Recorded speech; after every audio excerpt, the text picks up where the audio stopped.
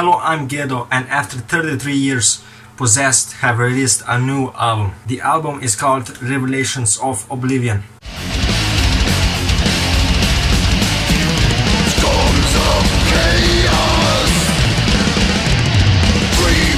So, you better know Possessed, especially if you listen to death metal. They are the first death metal band and also coined the term death metal. Even though they have a short discography, they are one of the most influential death metal bands, especially influential on early death metal bands such as Death and Chuck Schuldiner. I would actually suggest you watch the short mini documentary series that they did before releasing this album called The Creation of Death Metal. And as I said in the beginning, this album is 33 years after the second album called Beyond the Gates, and the only returning member is Jeff Becerra, and actually he commented on one of my videos, which is really fucking cool. I didn't expect that at all, a metal legend commenting on my video. That's incredible, man.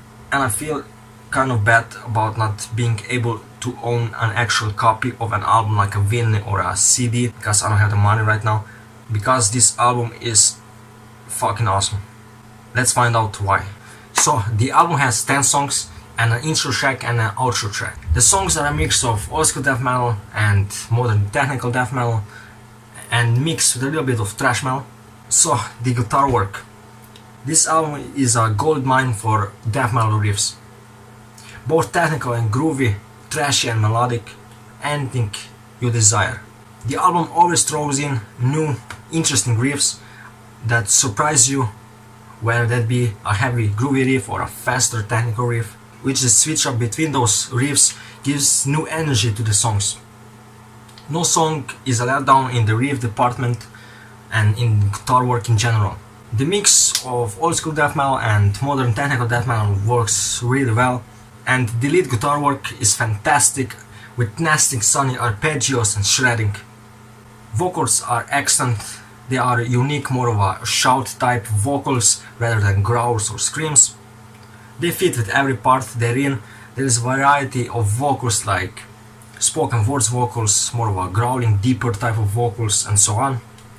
And at times kind of reminds me of Lemmy. There are some standout parts in some songs lyrically wise, like in Damned, but I don't really focus on the lyrics. I focus on the lyrical delivery, which has interesting delivery, sometimes with interesting vocal lines. I just love to focus more on the music rather than lyrics. I'm listening to music, not poetry, okay? The drums. Drums are great, nothing bad to say about it. All the guitar parts and drum parts fit together, and the drums fills are great. With this shitty headphones, I wasn't really able to hear the bass. I heard it a couple of times, but yeah, I can really judge the bass. Production, it has a very powerful and rich sound. Even with these headphones, sounds fucking amazing.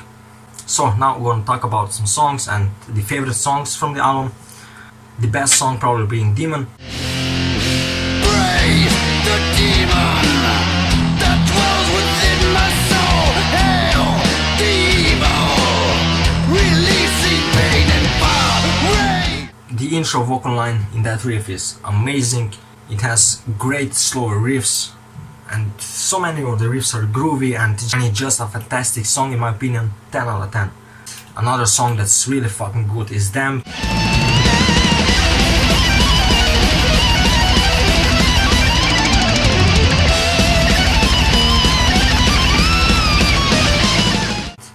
It has a mean slower intro, then it moves into a headbangable riff.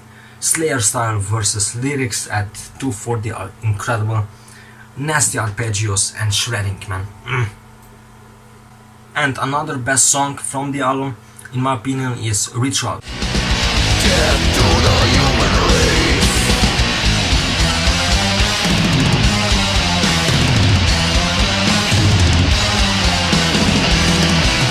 Brutal riffs, I like the lyrics, and yeah, guitar work is insane.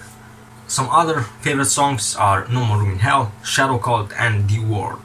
Overall, this album is fantastic, great return after 33 years.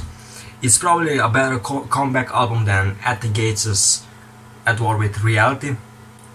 It never really disappoints, there is no real downtime on the album, Every song is interesting. It has masterful guitar riffs with unique, great sounding vocals and drums that tie the whole thing together. So I'm giving this album a 9 out of 10.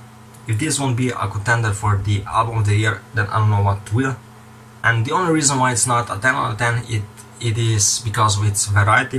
While they do try to do different things on the Word and especially on the Omen doesn't really work as well as other songs on this album. That's pretty much about it. Go buy it, man. Peace.